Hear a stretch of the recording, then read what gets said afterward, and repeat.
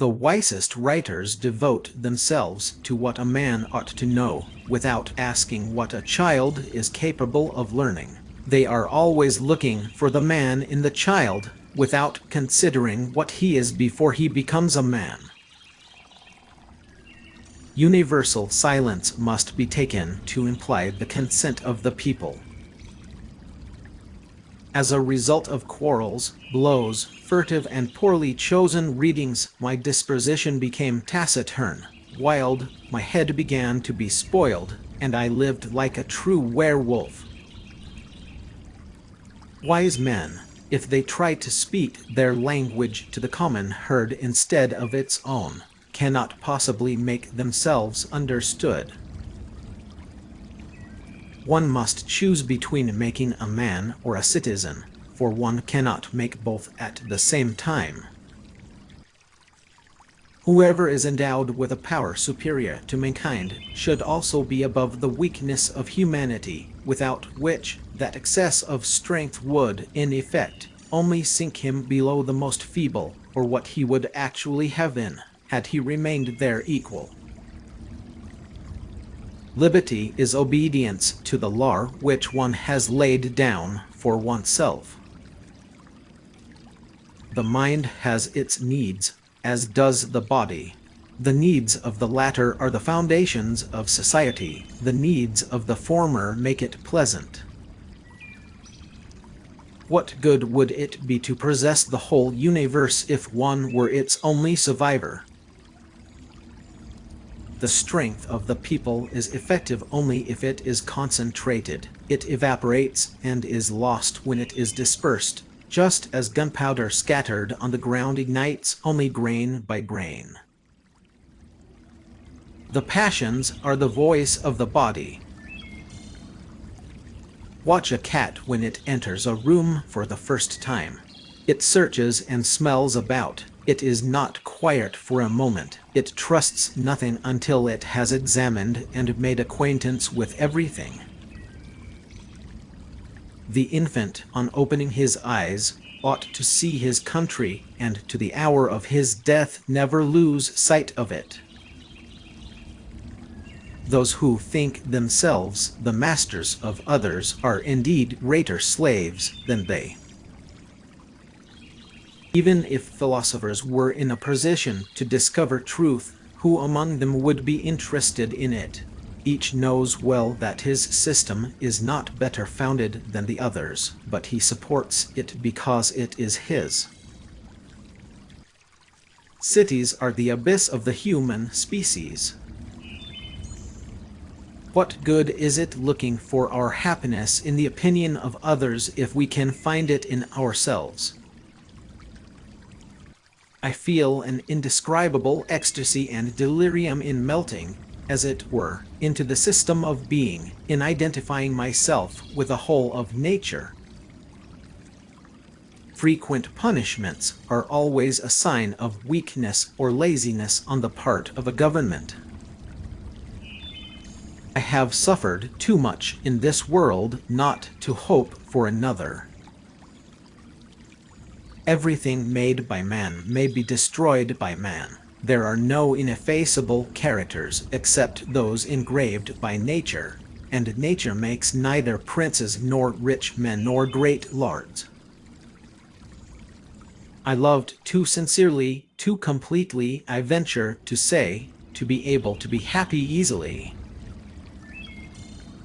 A man who lives 10 years for himself and others without the help of doctors lives more for himself and others than one who spends 30 years as their victim.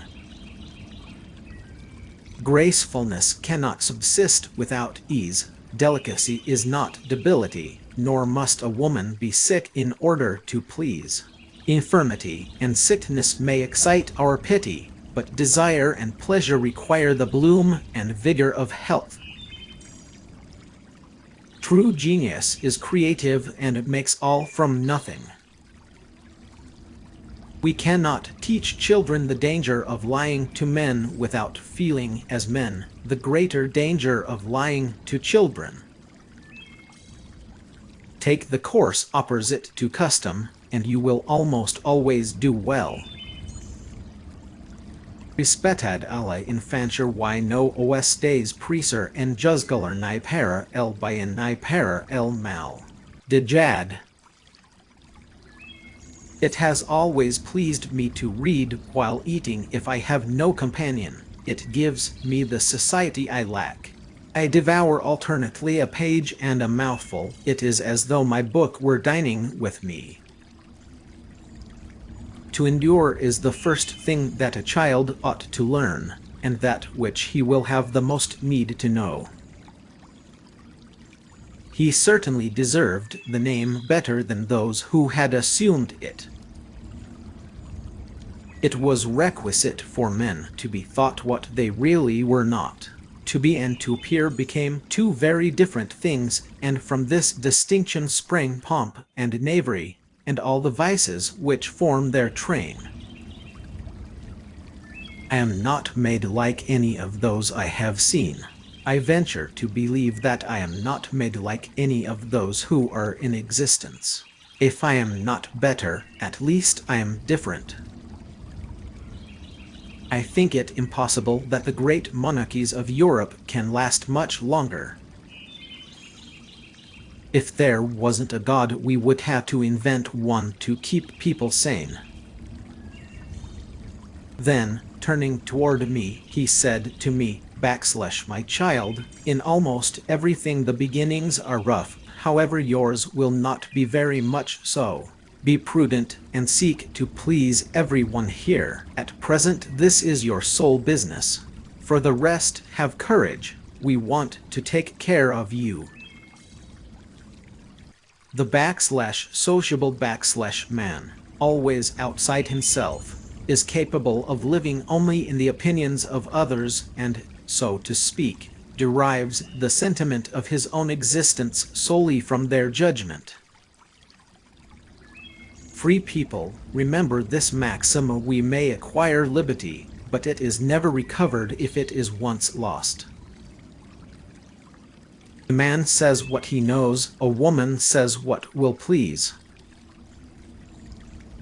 There is no subjection so perfect as that which keeps the appearance of freedom.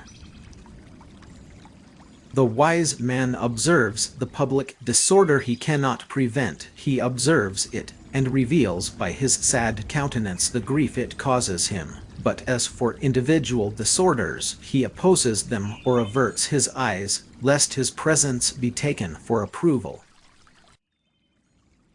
God made me and broke the mold. Social man lives always outside himself. He knows how to live only in the opinion of others. It is, so to speak, from their judgment alone that he derives the sense of his own existence. You must give your own time, attention, affection, your very self. For whatever you do, people always perceive that your money is not you. Love childhood, indulge its sports, its pleasures, its delightful instincts. Who has not sometimes regretted that age when laughter was ever on the lips, and when the heart was ever at peace? It should not be thought, moreover, that this manner of thinking is peculiar to Catholics. It is that of every dogmatic religion in which belief is made into the essential thing rather than deeds. A paralyzed man who wants to walk or an agile man who does not want to walk will both remain neutral in nature. To be sane in a world of madmen is in itself madness. From this it follows that, the larger the state, the less the liberty. Do to others as you would have others do to you inspires all men with that other maxim of natural goodness, a great deal less perfect, but perhaps more useful: do good to yourself with as little prejudice as you can to others.